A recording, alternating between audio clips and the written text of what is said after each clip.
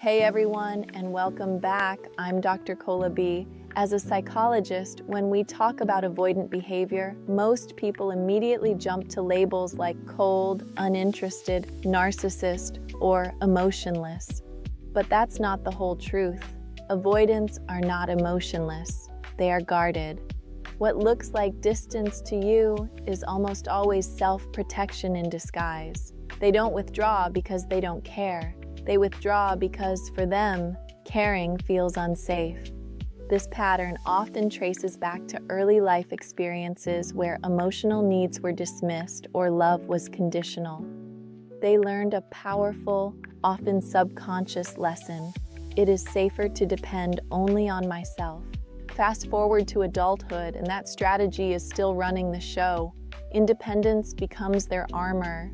Vulnerability feels like mortal danger. They crave connection just like anyone else, but that connection feels like a surrender of the self, a trap they won't escape. So they oscillate. They reach out, then they retreat. You felt it, that moment of warmth followed by sudden, confusing silence. That's not random. That's their nervous system kicking into survival mode. Today, we're going to talk about the most painful part of this dynamic, being treated like just an option. We'll break down the psychology of why they do it, what happens when their feelings actually get serious, and most importantly, how you can reclaim your power by graduating from this dynamic for good. The option zone, a strategy for control.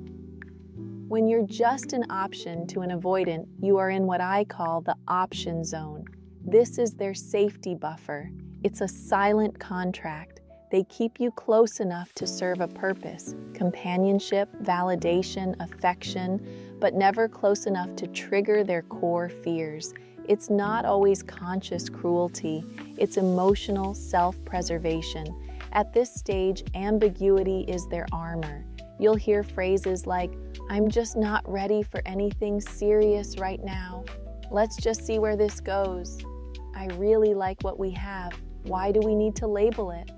These sound open-minded, but they are shields.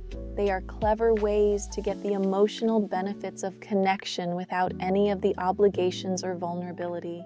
The signs are always there. They're affectionate but wildly inconsistent. They cancel plans with logical excuses that just feel off. They're present when it's convenient and absent when it's not. You start to doubt yourself. You wonder, am I being too needy? Am I asking for too much? Here is the truth. The inconsistency is not a reflection of your worth. It's a reflection of their comfort zone. Psychologically, many avoidants feel safest when they maintain an emotional imbalance. When you care more, they feel in control.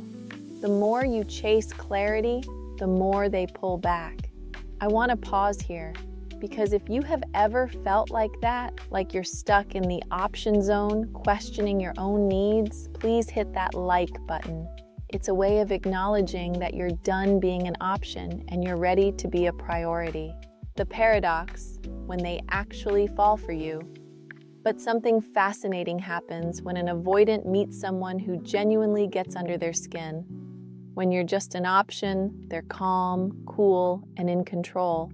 But when they start to really fall for you, their entire system goes into panic. Their confidence turns into confusion. Their calm turns into conflict. You'd think when they fall in love, they'd get closer. But no, often their fear amplifies and their avoidant behaviors get worse. Why?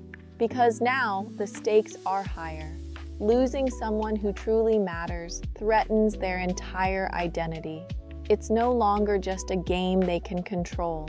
Real intimacy triggers their oldest, deepest attachment wounds, that fear of being let down, dismissed, or losing themselves completely.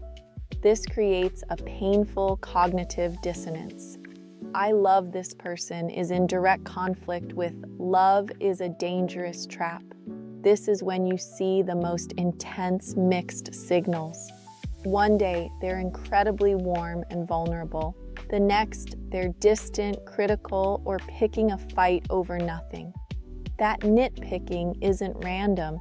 It's a subconscious tool to create a flaw, to find a reason to push you away so they can justify their retreat and feel safe again.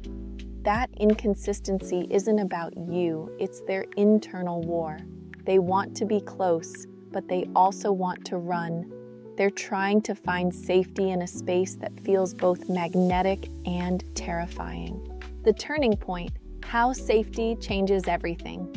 So, how does an avoidant ever move from seeing you as an option to a priority? It is not through pressure, it's not through ultimatums, it's not through you chasing them. Chasing them only confirms their fear that love is a trap. The transition happens through emotional safety, and emotional safety is built from two things: your consistent, calm energy. Avoidants don't respond to intensity, they respond to stability. When you don't panic at their withdrawal, when you don't punish them for needing space, you become a safe harbor. You become the one person who doesn't feed their chaos. Your strong boundaries. This is the part everyone misses. You cannot be a doormat. Calmness without boundaries is just enabling. You must hold your boundaries with grace. You say, "I care about you, but I'm not available for emotional half steps." Or, "I'd love to see you, but last-minute plans don't work for me. Let's plan something real." This combination of warmth plus strength is the antidote. Your warmth says, "You are safe with me." Your strength says, "I am safe with myself." You are modeling, maybe for the first time in their life, that closeness doesn't have to mean chaos or consumption.